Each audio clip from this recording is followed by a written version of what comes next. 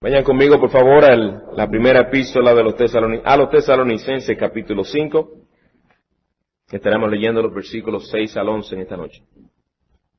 Por tanto, no durmamos como los demás, sino estemos alerta y seamos sobrios. Porque los que duermen, de noche duermen, y los que se emborrachan, de noche se emborrachan. Pero puesto que nosotros somos del día, seamos sobrios, habiéndonos puesto la coraza de la fe y del amor, y por yelmo la esperanza de la salvación. Porque no nos ha destinado Dios para ira, sino para obtener salvación, por medio de nuestro Señor Jesucristo, que murió por nosotros, para que ya sea que estemos despiertos o dormidos, vivamos juntamente con Él. Por tanto, alentaos los unos a los otros, y edificaos el uno al otro, tal como lo estáis haciendo. Como recordarán, hermanos, en nuestro último estudio sobre esta epístola vimos el versículo 6, en el que a la luz de la venida repentina del Señor Jesucristo se nos exhortó a que no durmamos, sino a que estemos alertas. Y vimos que dormir en este contexto representa la insensibilidad espiritual en la que cualquiera de nosotros puede caer. Insensibilidad espiritual. Vimos también que se nos llama a estar alertas. Pero en los versículos 7 y 8, Pablo nos da la razón de por qué no debemos dormir, o varias razones de por qué no debemos dormir, como los demás duermen, es decir, como los incrédulos. Leamos los versículos 7 y 8 de nuevo, lo que estaremos estudiando en esta noche. Porque los que duermen, de noche duermen, y los que se emborrachan, de noche se emborrachan. Pero puesto que nosotros somos del día, seamos sobrios, habiéndonos puesto la coraza de la fe y del amor, y por yelmo la esperanza de la salvación. Hasta aquí la lectura, versículos 7 y 8. Pues entonces, hermanos, a la luz de lo que ya Pablo nos ha dicho, que no debemos dormir, sino que debemos estar alerta, he dicho que en estos versículos Pablo nos da razones de por qué no debemos dormir. La pregunta entonces es, ¿por qué es que como creyentes debemos resistir todo aquello que nos cause sueño espiritual? Todo aquello que nos adormezca espiritualmente. ¿Por qué es que debemos evitar eso? La primera razón que Pablo nos da es la siguiente. Porque si caemos en un sueño espiritual, estaremos conformándonos a la manera de vivir de los incrédulos. Es la razón que él nos da en el pasaje. Si caemos en un sueño espiritual, estaremos conformándonos a la manera de vivir de los incrédulos. Pablo nos dice que no durmamos porque el dormir es algo que se hace de noche generalmente. El dormir generalmente está relacionado con la noche. Mucho más en aquellos tiempos donde no había lo que hay hoy por nosotros tener electricidad, que trabajamos las 24 horas del día. Unos entran a un turno, otros entran a otro. En aquel entonces, cuando el sol bajaba, se acababa la actividad. Con la excepción de que fuera un guardia que estuviera en vela, o la excepción de algún pastor que estuviera trabajando durante la vigilia de la noche.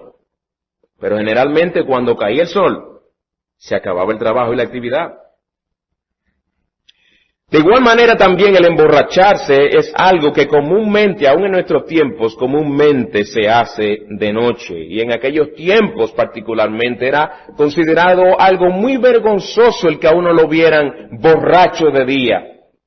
O que lo vieran borracho en sí. Y de ahí que las personas tendían a emborracharse de noche para que nadie los viera. Pablo nos está diciendo aquí entonces, ya que ustedes no son de la noche ni de las tinieblas, ustedes no deben involucrarse en aquellas cosas que son características de la noche y de las tinieblas.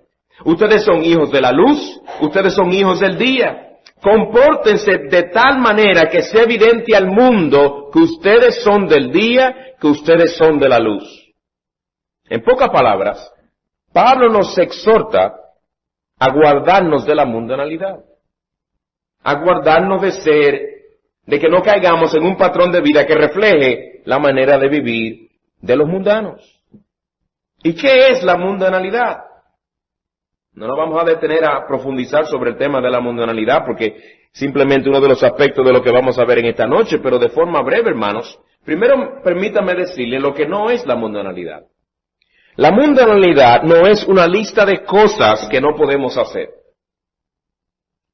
Beber alcohol, fumar, ir al cine, ir a asistir a alguna fiesta, etcétera. Para algunas personas eso es mundanalidad. Y de ahí no pasa. Sí, es verdad, muchas de estas cosas reflejan el espíritu del mundo, y mucha gente del mundo se dedica y está involucrada en todas estas cosas, y en la manera más horrendas. Pero esto no es lo que en sí es la mundanalidad principalmente. La mundanalidad, simplemente declarado, es conformarnos a los patrones de vida de los inconversos. Es vivir como la gente del mundo vive. ¿Y cuál es uno de esos patrones? Lo que Pablo aquí llama la noche y la borrachera. Los incrédulos prefieren quedarse en las tinieblas de su ignorancia espiritual. No quieren pensar en el mundo venidero, no quieren pensar en las realidades espirituales de las que la Biblia habla, evitan pensar en sus almas, evitan pensar en Cristo, mucho más evitan pensar en el infierno. Entre paréntesis, mi amigo que estás en Cristo y estás de visita en esta noche, ¿cuándo fue la última vez que tú pensaste en la realidad de que tú tienes un alma inmortal? Quizás nunca has pensado en eso. Quizás tú me tengas que decir, honestamente hablando, ahora que usted lo menciona, pienso yo en que tengo un alma. Si usted no me lo dice, yo no pienso en eso. En Cristo, la última vez que pensé en Cristo, cuando vine a la iglesia esta mañana y oí que se mencionó a Cristo.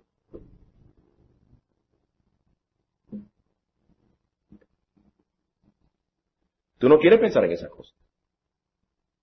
Y mientras sacas de tus pensamientos estas realidades espirituales, procuras a la misma vez convencerte de que todo está bien entre tú y Dios. Y que puedes decirte paz y seguridad, todo estará bien al final. Así viven los impíos, con su entendimiento entenebrecido, en total ignorancia e indiferencia espiritual. Pero también viven en embriaguez. Y aquellos jóvenes nuestros que su idioma principal es el inglés, drunkenness. Viven en embriaguez espiritual. ¿Y con qué es que se emborrachan? Porque estoy hablando de embriaguez espiritual, no literal. Se emborrachan con el ron de su propia sabiduría. Se emborrachan con el ron de su importancia propia. Se emborrachan con el ron de su sentido de autosuficiencia. Yo puedo todo. Enciendo que yo me proponga hacer algo, yo puedo hacerlo. Porque lo único que hay que tener un pensar positivo y confiar en mí mismo y pensar que lo puedo hacer y lo puedo lograr. Eso te tiene embriagado a ti. Eso es lo que te hace a ti pensar que tú puedes sin Dios. Que tú no necesitas a Dios. Y Pablo aquí nos exhorta a no dormir, porque esto es lo que caracteriza a los que son de la noche. Y nos exhorta a no emborracharnos, sino a ser sobrios, con mentes iluminadas, con el creciente conocimiento de la palabra de Dios. Nos exhorta a no absorber la mentalidad ni las actitudes de este mundo. Ahora me voy a detener para hacerte una pregunta a ti, hermano, en Cristo, a la luz de lo que hasta ahora hemos visto. ¿Eres tú un mundano? Tú quizás me digas, bueno, yo diría que no, pastor, porque yo no voy al cine. En mi casa usted no encuentra una botella de alcohol, sea lo que sea. Yo no encuentro una botella de alcohol en mi casa. Yo soy mujer y yo no me pongo pantalones, ni me maquillo.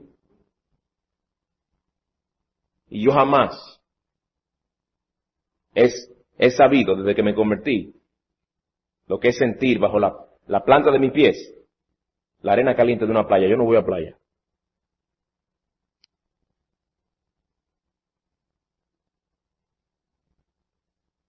Eso es no ser mundano, el no hacer esas cosas.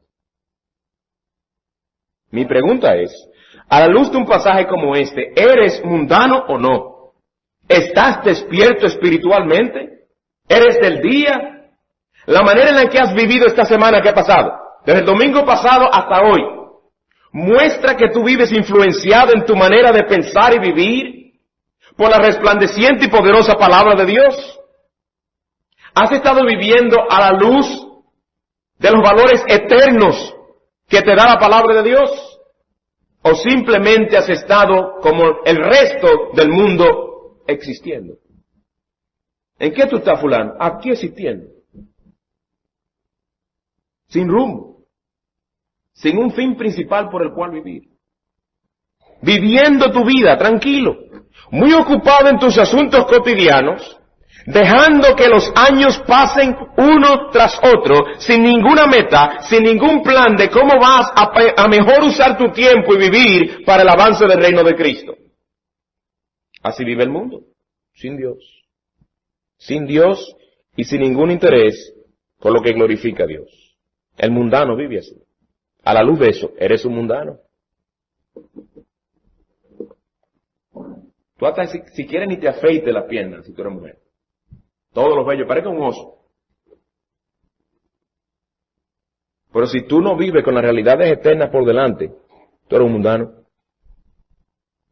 Por más bello que tengas, tú eres una mundana. Es muy fácil cuando nos enfatizamos lo externo. Es muy fácil. El asunto no es si tú fumas o no. Y yo espero que no. Es más un asunto de si estás viviendo como si fuera que este mundo es todo lo que hay y que no hay un mundo venidero, o si vives con tu mirada puesta en Cristo y en las cosas de arriba. Tiene más que ver, oye bien, con la perspectiva con la que vives en este mundo, tus valores, tus prioridades. Con eso es lo que tiene que ver la mundanalidad. Pues la primera razón que Pablo nos da de por qué no debemos dormir, sino estar más bien alertas y ser sobrios, es porque si caemos en un sueño espiritual, estaremos conformándonos al mundo. Segunda razón, porque si caemos en un sueño espiritual, estaremos viviendo en contra de lo que somos. Estaremos viviendo en contra de lo que somos. Mire cómo lo dice él en el versículo 8. Pero puesto que nosotros somos del día, seamos sobrios. Oigan bien, seamos. Somos esto, por lo tanto seamos esto. ¿Qué somos? Del día. ¿Qué debemos ser? Seamos sobrios. Como somos del día, entonces seamos sobrios. Si nosotros caemos en un sueño espiritual, si nos dormimos espiritualmente, Pablo dice, no estaremos actuando como lo que somos. Es lo que nos está diciendo aquí en pocas palabras, sed o actuad según lo que sois. No contradigas lo que Dios por su gracia te ha hecho. No lo contradigas por tu manera de vivir. Nosotros estamos llamados a vivir vidas consecuentes con lo que Dios en su gracia nos ha hecho. Pues bien, hermanos, estas son las dos razones que Pablo nos da en este texto. Ahora veamos la tercera exhortación, ya que vimos las dos primeras exhortaciones de este pasaje en nuestro último estudio, la que fueron, estad alerta, vimos también, sed sobrios. Ahora la tercera exhortación que Pablo da aquí en el versículo 8 es, básicamente, prepárate para la batalla. Prepárate para la batalla, versículo 8. Pero puesto que nosotros somos del día, seamos sobrios, habiéndonos puesto la coraza de la fe y el amor, y por yelmo la esperanza de la salvación. Antes de pasar a explicar lo que eran y representan cada una de estas partes de lo que formaba el uniforme o la armadura de los soldados romanos, quisiera señalar, hermanos, que es obvio que Pablo, cuando piensa en cómo el conocimiento de la venida del Señor Jesucristo debe afectarnos, en ningún momento le viene la idea a él o la imagen de un creyente sentado debajo de una higuera, esperando tranquilamente, inactivamente, la venida gloriosa del Señor Jesucristo. Más bien, al hablarnos del uso de una coraza y un yelmo, ¿qué nos comunica Pablo? Que aquí hay una guerra. Hay que estar bien alerta y bien sobrio, porque es una batalla lo que hay aquí. Mientras estamos esperando al Señor, estamos en guerra. Yelmo, coraza, ¿para qué menciona esa parte de la armadura romana? Si no es para comunicarnos que estamos en una batalla espiritual. Pablo nos exhorta a estar preparados para la venida del Señor, pero ahora nos da a entender que hay enemigos que lucharán para que nos descuidemos y no estemos preparados para su venida. Con razón dijo el Señor Jesucristo mientras hablaba sobre su gloriosa venida. Si mal no recuerdo, en Mateo 24, dice él, hace una declaración profética: por el aumento de la maldad, el amor de muchos se enfriará. En los tiempos antes de su venida. Por el aumento de la maldad, el amor de muchos se enfriará. Bien, veamos, hermanos, varias cosas sobre esta exhortación de que estemos preparados para la batalla. Lo primero que Pablo nos dice aquí en este versículo 8 es que esta es una actividad que exige sobriedad espiritual. Es una actividad que exige de nosotros sobriedad espiritual. Versículo 8. Pero puesto que nosotros somos del día, seamos sobrios. Nos está exhortando a ser sobrios. Seamos sobrios, habiéndonos puesto, etc. Seamos sobrios. Para poder luchar en la batalla que nos encontramos, debemos ser sobrios. Imagínate por un momento un borracho tratando de ponerse una armadura romana. El yelmo que va en la cabeza se lo va a poner en el codo. La coraza que va en el pecho se la va a poner en la rodilla. Va a coger su espada y va a averiguar dónde es que está el enemigo. No lo ve. El hombre está borracho, él ve doble. Él no sabe dónde está el enemigo, quién es el que está con él, ni se pone bien la coraza. No hay sobriedad. Está ebrio el individuo. No hay sobriedad. No tiene un dominio sobre sus facultades.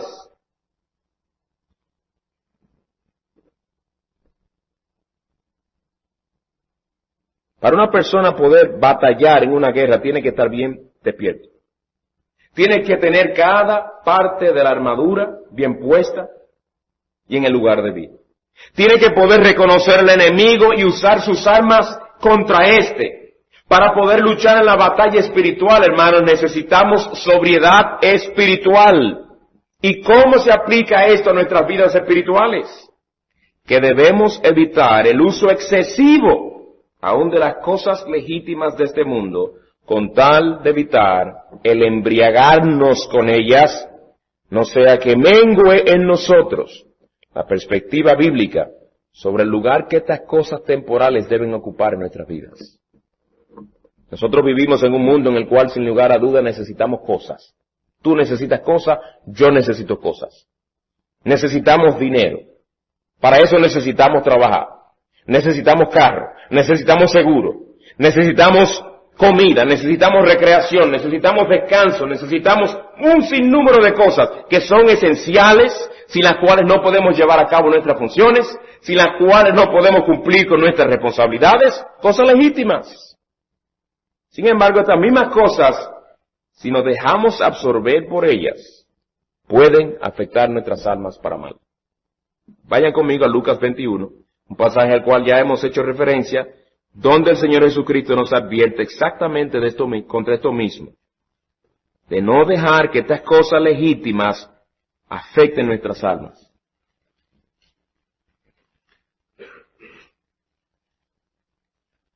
Muchos usan la legitimidad de un asunto como una excusa de usarlo sin límite alguno. No. Todas las cosas me son lícitas, pero no todas me convienen.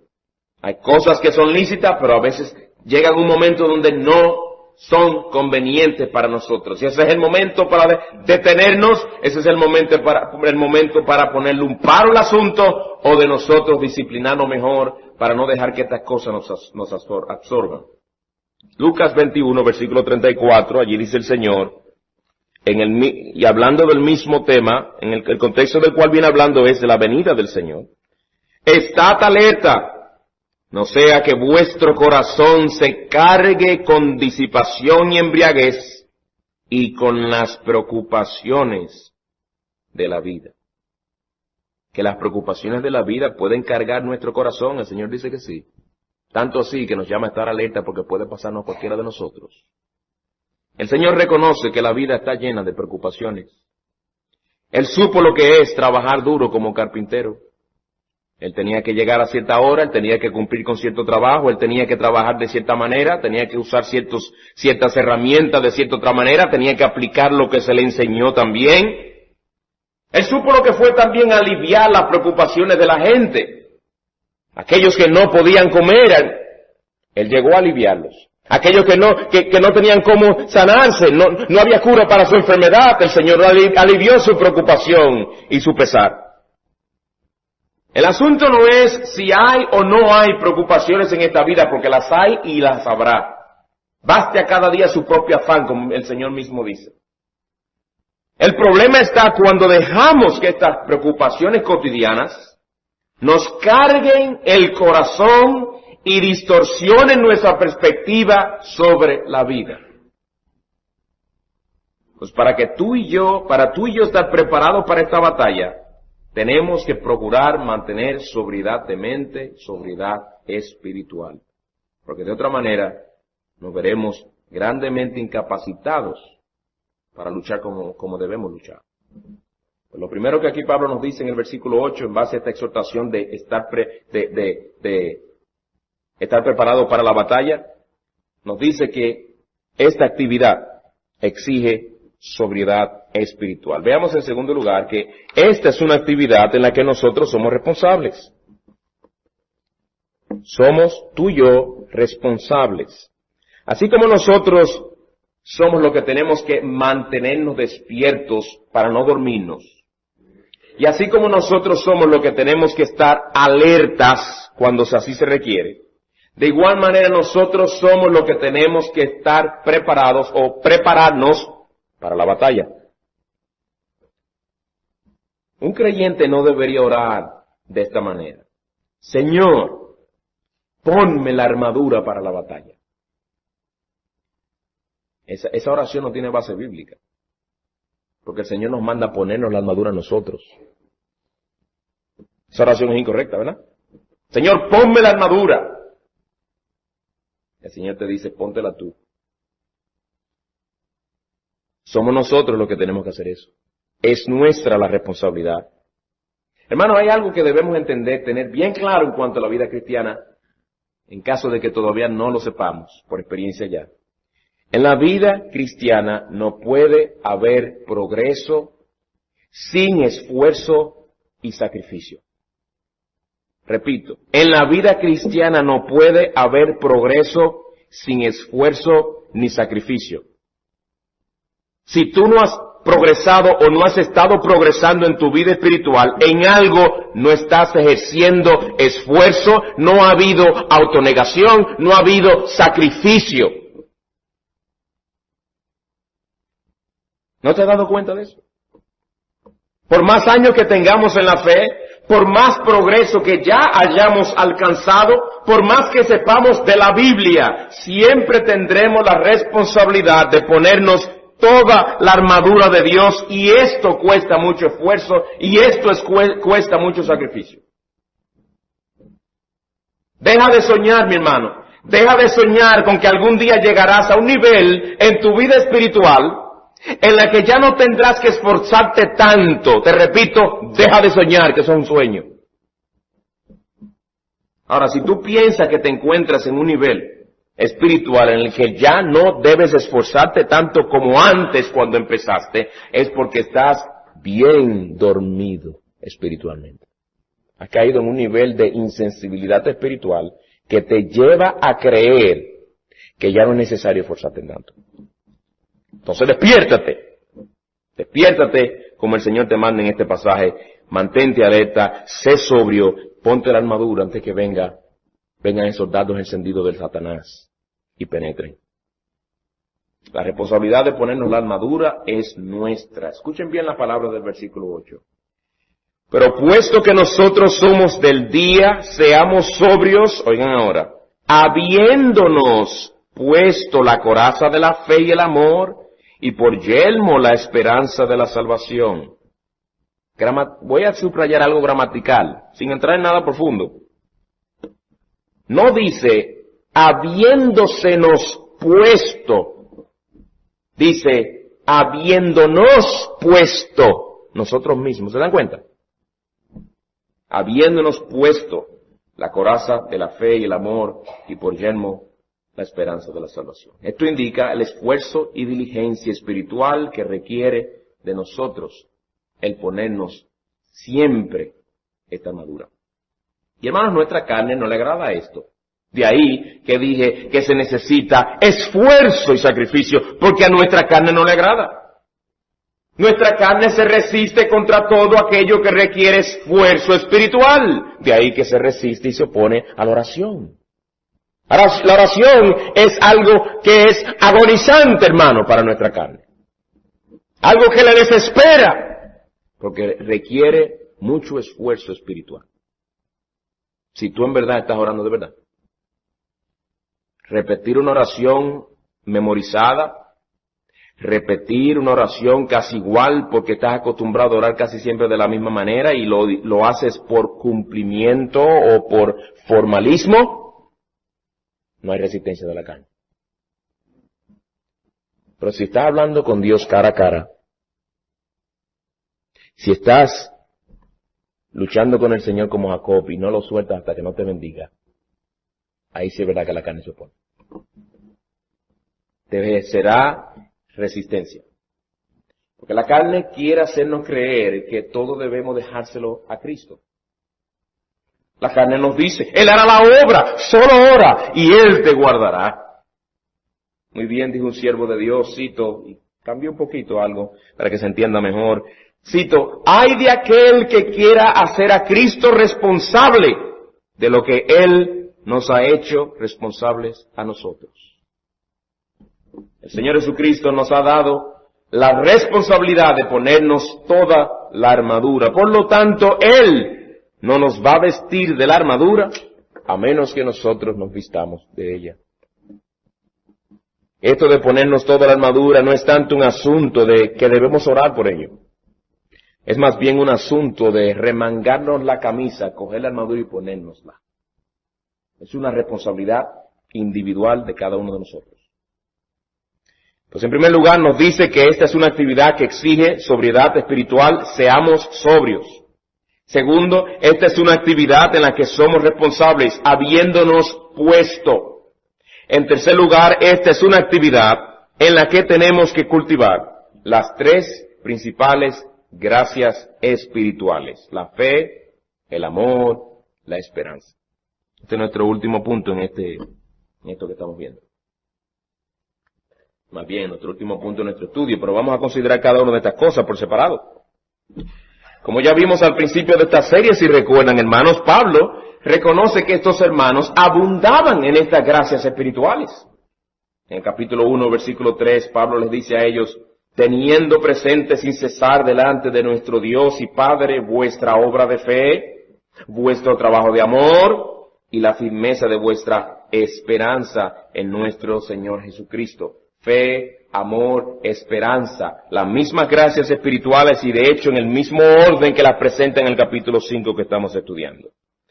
La fe, el amor y la esperanza eran tres gracias cuyos frutos podían verse claramente en las vidas de aquellos hermanos tesalonicenses. Pero en el pasaje que estamos estudiando, Pablo las menciona ahora en relación a nuestra manera de vivir en preparación a la venida, en preparación para la venida de nuestro Señor Jesucristo. Y son estas mismas tres gracias que Pablo menciona en 1 Corintios 13, no tienen que buscarlo, cuando dice, y ahora permanecen la fe, la esperanza, el amor, estos tres, pero el mayor de ellos es el amor. Y la pregunta que debemos hacer a nuestro texto es la siguiente. ¿En qué sentido es que la fe, el amor y el amor son una coraza? Y entiéndase por coraza la parte de la armadura que protegía la cabeza del soldado. No, perdón, el pecho o la caja torácica del soldado. La coraza de la fe y el amor. Veamos esto primero. Empecemos con la fe. ¿Qué es la fe? La mejor definición la encontramos en Hebreos 11:1, ¿verdad? La fe es la certeza de lo que se espera, la convicción de lo que no se ve. Eso es la fe. La certeza de lo que se espera, la convicción de lo que no se ve. En 1 Corintios capítulo 5, Pablo dice, andamos por fe y no por vista. En este contexto, lo contrario a la fe es andar por vista. El que anda por fe no actúa ni interpreta su vida según lo que ve o experimenta en este mundo físico sujeto al tiempo. El que anda por fe no interpreta la vida así. Una cosa que con toda seguridad no nos prepara para la venida del Señor es si vivimos preocupados por las cosas que se ven y se tocan. Recuerden que el Señor dice que en los días de Noé, antes que viniera el diluvio, la gente comía, algo que se puede hacer con el sentido del gusto, ¿verdad? Con la boca, y el sentido del gusto no permite disfrutarlo. Tiene que ver con el uso de los sentidos, cosas que se tocan, se ven. Comían, bebían, se daban en casamiento, placeres legítimos de esta vida. Cosas buenas. Pero estas cosas se habían convertido en la preocupación principal de esta gente. En eso era lo que vivían. En las cosas cotidianas, en los placeres diarios de la vida. Y cuando se le habló de algo que nunca jamás habían visto, un diluvio, la reacción de esta gente básicamente a lo que Noé les estaba proclamando fue, ¿y qué es eso? ¿Qué es eso de diluvio? Nosotros nunca hemos visto una cosa así. De hecho, nosotros estamos tan lejos del mar que eso es imposible, científicamente hablando, Noé. Imposible. Eso no puede analizarse científicamente, Noé. Pues deja de hablarnos de ese tema. Que nosotros estamos demasiado ocupados bebiendo, comiendo y casándonos. ¿Y por qué Noé actuó en base al conocimiento que él tenía del diluvio que venía? Porque Noé vio el diluvio por la fe. Permítame leerle el pasaje de Hebreos. Hebreos 11:7 dice, por la fe, Noé, siendo advertido por Dios acerca de las cosas que aún no se veían, con temor preparó un arca para la salvación de su casa. Noé vio el diluvio que venía por la fe.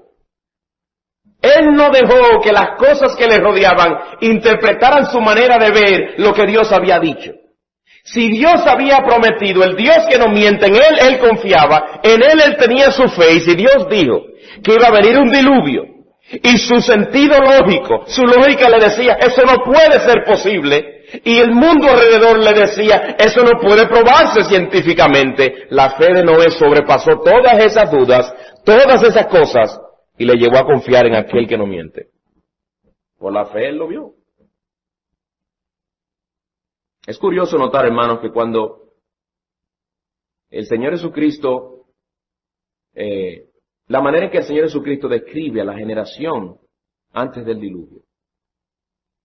Si vamos a Génesis capítulo 6, antes del diluvio, se nos describe la gente entregada a la inmoralidad, entregada a los designios de su corazón. Un cuadro horroroso de la inmoralidad en la que esa generación vivía. Pero cuando el Señor Jesucristo en Mateo habla sobre la gente en los días de Noé, Él no los describe como gente inmoral, aunque lo eran. Pero Él no enfatiza eso. ¿Sabe lo que Él enfatiza?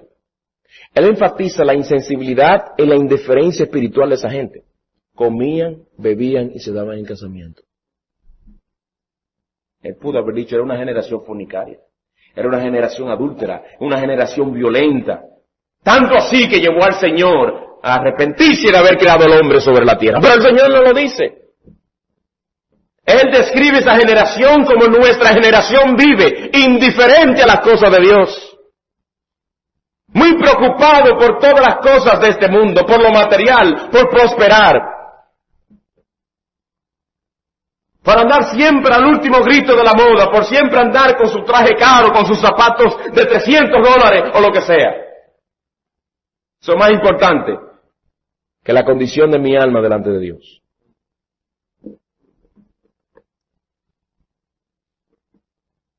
Eran personas que solo vivían por lo que veían y percibían con sus sentidos. Y por ello, cuando llegó el diluvio no estaban listos. Y para que nosotros estemos preparados para la venida del Señor, para poder vivir en una manera agradable a Él mientras Él regresa, debemos procurar cultivar la fe en nuestros corazones, alimentándola a diario con la palabra de Dios. La fe no se alimenta simplemente diciendo, Señor, aumenta nuestra fe. La fe se alimenta de la palabra de Dios. Descuida la lectura de la palabra, proporcionalmente tu fe mengua. Es una ecuación inequívoca. Eso va a pasar. Eso siempre funciona. Descuida el alimentar tu alma con la palabra de Dios y proporcionalmente tu fe va menguando. Las cosas materiales, su valor y su brillo va aumentando. Lo que la gente piensa de ti va aumentando. Tu prestigio y tu reconocimiento, que tú eres alguien en la sociedad, eso va aumentando. Lo que dice el cuadrito ese que tienes colgado con tu título universitario. Es más importante de lo que Dios piensa de ti.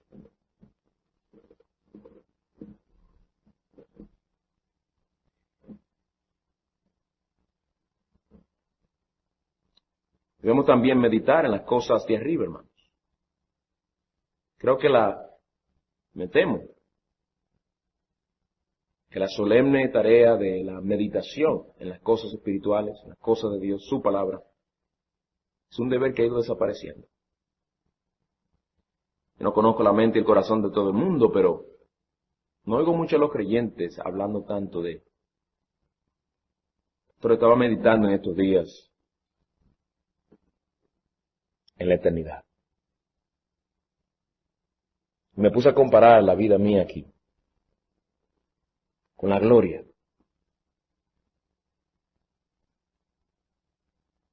Hemos pensado en algún momento en estas últimas semanas en la realidad de que esta primavera puede ser nuestra última primavera.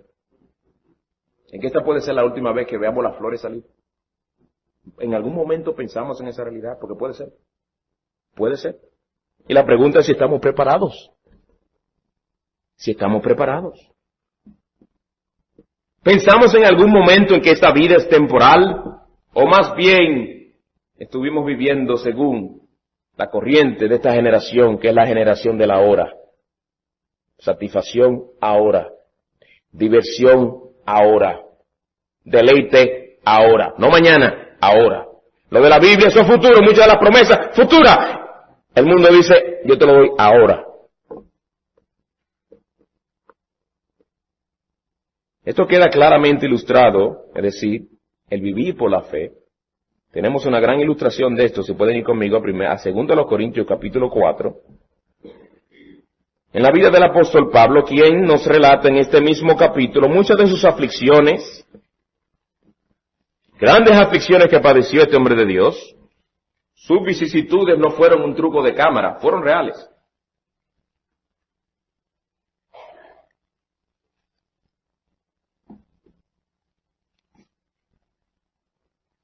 Dícele en el versículo 8 y 9, afligidos en todo, pero no agobiados, perplejos, pero no desesperados, perseguidos, pero no abandonados, derribados, pero no destruidos. Pero fíjense todo lo que dice, hermanos. Afligido, perplejo, perseguidos, derribados. Versículo 10. Llevando siempre en el cuerpo por todas partes la muerte de Cristo.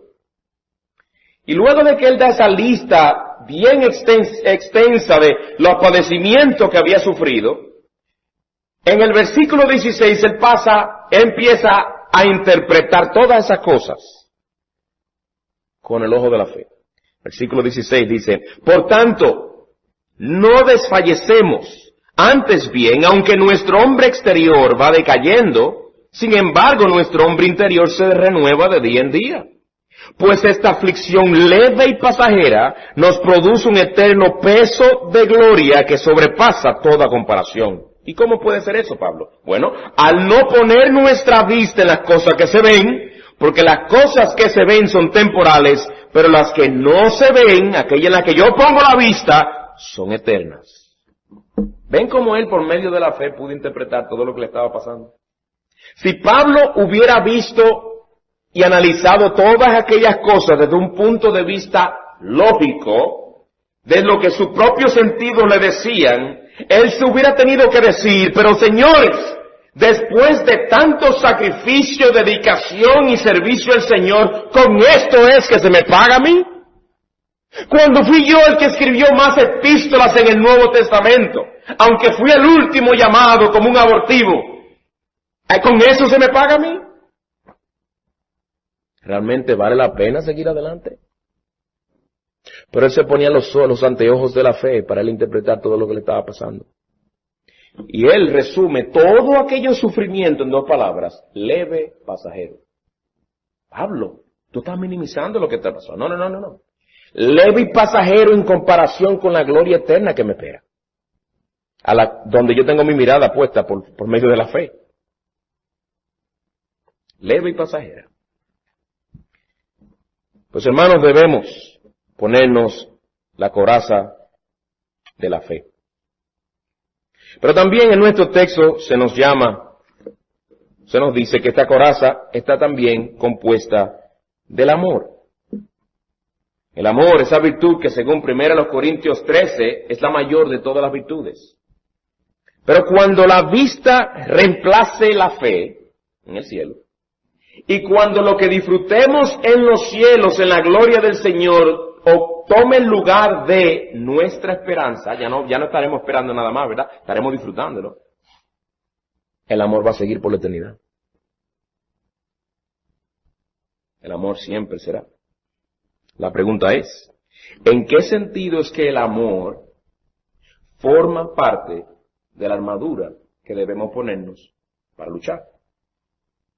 Porque ¿qué tiene que ver el amor con una batalla? Suena contradictorio, ¿verdad? Bueno, hermanos, es el amor por nuestro Señor que nos motivará a pelear en esta batalla. Es nuestro amor por Él que nos llevará a anhelar su venida porque queremos estar con Él.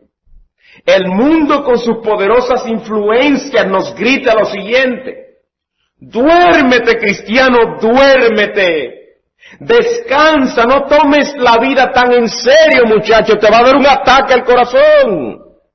Relájate un poco. No seas tan estricto contigo mismo. Baja un poco la guardia que nadie te va a morder. ¿No fue Dios el que te dio la vida? Disfrútala. Pero nuestro amor por el Señor nos motiva a querer hacer todo para agradarlo a Él. Y cuando algo legítimo de este mundo se nos convierte en una piedra de tropiezo, es nuestro amor al Señor que nos llevará a negarnos ese momento de diversión o de placer legítimo o lo que sea, con tal de serle fiel al Señor. Es por amor al Señor que somos motivados a velar y estar alertas. Pero lo contrario es una realidad también. Cuando nuestro amor por Cristo empieza a menguar esa motivación de velar y de estar alertas. No le vemos razón por la cual hacerlo. Y como consecuencia nos empezamos a dormir poco a poco. Y nos empezamos otra vez a embriagar con los afanes de esta vida. Pues si queremos estar listos para la venida del Señor, debemos llevar bien puesta la coraza de la fe y del amor. Por último, ahora, el yelmo de la esperanza. En la segunda parte del versículo 8 dice, y por yelmo, la esperanza de la salvación. La esperanza de la salvación no es un mero deseo y anhelo de ser salvo, del cual no estamos muy seguros. Esperanza en este contexto no es una esperanza sin fundamento.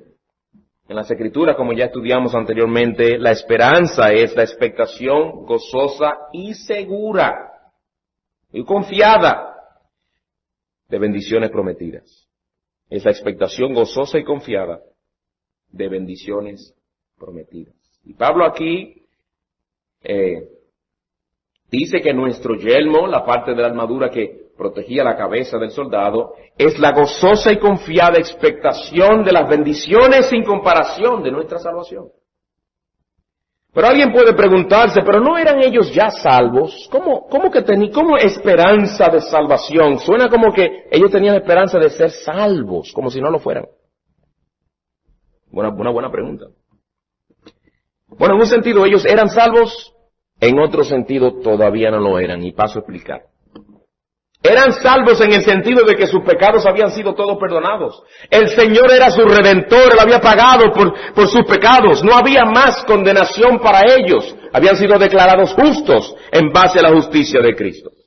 Pero ciertamente lo que disfrutarían, lo que estaban todavía por disfrutar, no había llegado. Ellos solamente estaban disfrutando como nosotros en este momento de una pequeña porción de su salvación en comparación con lo que todavía nos espera en gloria. En ese sentido nosotros tenemos la esperanza de salvación. La salvación de la cual hoy disfrutamos podría llamársele un inicial, una garantía o los primeros frutos. ¿Pero qué es mayor? ¿Los primeros frutos o la cosecha completa? ¿Qué es mayor, el inicial que tú diste para comprar tu casa o los 27 años y medio que te quedan todavía por pagarla? Esperanza de salvación. Lo que conocemos de nuestra salvación no se compara con lo que hemos de conocer cuando seamos glorificados, hermanos. Pues entonces la esperanza de la que Pablo nos habla aquí es la esperanza que tenemos hoy de que cuando la esperanza que tenemos hoy de lo que aún estamos por disfrutar todavía. Como Pablo dijo en otro pasaje, el que comenzó la buena obra en vosotros, la perfeccionará hasta el día de Jesucristo. Ahora, ¿qué relación existe entre el yelmo de la esperanza de salvación y el estar preparados para la venida del Señor? Porque no podemos olvidarnos del contexto inmediato, hermanos. Bueno, hermanos, es esta esperanza la que nos librará del desaliento. Cuando nos veamos atravesando por dificultades y aflicciones en esta vida. Por eso es que a la gente no debe llamarse el Evangelio con la promesa de que si vienen a Cristo, todos sus problemas les serán quitados. Porque no hay una sola promesa en la Biblia que nos diga eso. ¿Cuánta gente no hay desilusionada? Que han abandonado la fe. O por lo menos lo que ellos llamaban una verdadera profesión de fe, o se han desalentado y desviado, porque ven que en vez de los problemas resolvérselos, se les complica muchas veces. Se confunden. Pero no, hermanos y amigos, el Señor claramente nos dio a conocer que el servirle a Él implicaría sufrimientos. Pablo mismo nos enseña que es necesario entrar a la gloria por medio de muchas aflicciones. Pero algo que también se nos enseña es que lo mejor está todavía por venir. Y eso nos anima. Y nos llama a poner nuestra esperanza en los cielos. Porque nosotros somos salvos en esperanza. Pero esta esperanza también te guardará del engaño del pecado. No solamente te animará en medio de la aflicción a recordar que lo mejor está todavía por venir, sino que cuando seas tentado por el pecado y el pecado quiere engañarte, el tener tu esperanza puesta en el Señor y en la gloria te guardará. Porque ¿qué es lo que hace el pecado atractivo? Analiza eso. ¿Qué es lo que hace el pecado atractivo? Principalmente el hecho de que él promete placer inmediato. Promete placer real, no es ficticio. Promete placer instantáneo. El pecado nunca se le presenta a nadie como lo que en realidad es, porque si no, no luce.